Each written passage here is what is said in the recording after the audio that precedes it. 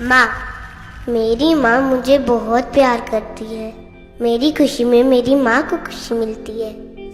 मेरे तकदीर में एक भी गम नहीं होता अगर मेरे तकदीर लिखने का हक मेरी माँ को होता। आज मैं मेरी माँ के लिए कुछ गाना चाहूँगा।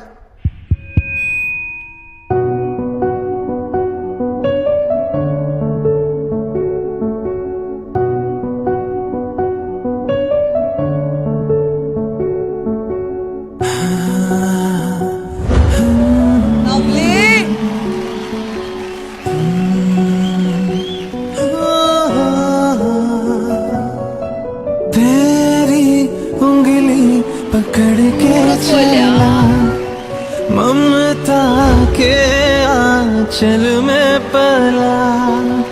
तेरी उंगली पकड़ के चला ममता के आंचल में पला। माँ ओ मेरी माँ मैं तेरा लाडला। माँ ओ मेरी माँ मैं तेरा लाडला। इस दुनिया में बिना किसी स्वार्थ के प्यार सिर्फ माँ ही करती है। मेरे जमीन का जो आसमान है वो मेरी माँ है। बन के तेरा साया मैं तुझको थाम लूं। उठ के रब से पहले मैं तेरा नाम लूं। रखूं तुझे पलकों तले पूजा करूं तेरी। तेरे सिवा तू ही बता क्या जिंदगी मेरी।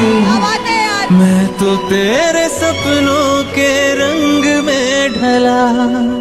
तेरी उंगली पकड़ के चला ममता के आंचल में पला।